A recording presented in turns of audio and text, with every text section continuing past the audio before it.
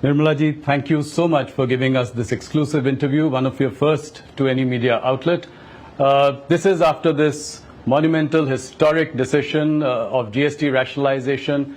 In many ways, GST 2, the second coming, there has been a lot of talk in the past. Let me begin with a broader question. From the Prime Minister's vision of making life easy for the common man, of, reducing the burden on the common man. You did it in your budget last time by cutting the income tax rate, a bonanza for the middle class.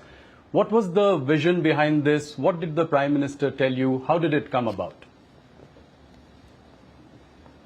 Thank you very much for giving me this opportunity to interact soon after this major reform measure has been approved by the Council. And I thank every one of the ministers who've attended the meeting, the states, the finance ministers, and supported it. Otherwise, it wouldn't have come to see the light of the day. Well, the Prime Minister did announce it from the Red Fort on Independence Day. But even about 8 months ago, he called me once and had a long talk about how GST can be, revamped, looked at, and only from one point of view. He said, look, both from the point of view of the process and also for the common man, the tax rates, is there a way in which we can make it simpler? So I had agreed that I will go into it and come back to him. Then around the budget, when we were talking about many, tax-related issues, he reminded me about the work which has got to be done.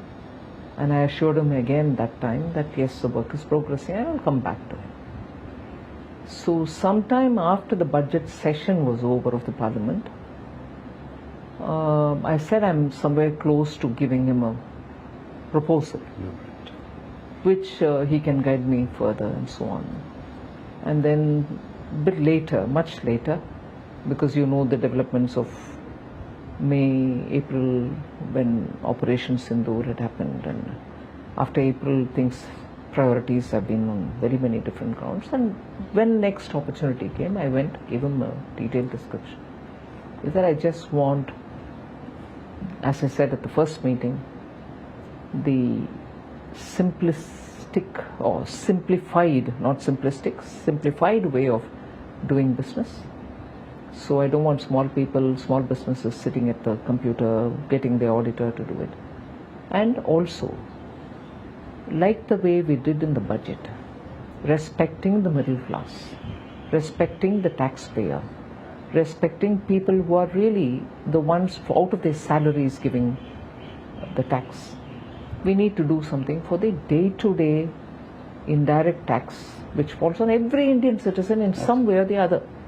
So this tax is something which touches the lives of every citizen, and therefore we need to be a lot more sensitive. So I went back with this comment, redid it, sharp focused it, and that's how this proposal came. And we, for the first time in GST's history, Council's history, the centre has come up with a proposal. Till now it used to be the group of ministers which consisted only of state ministers. Yes. Never has the centre been a part of any GOM.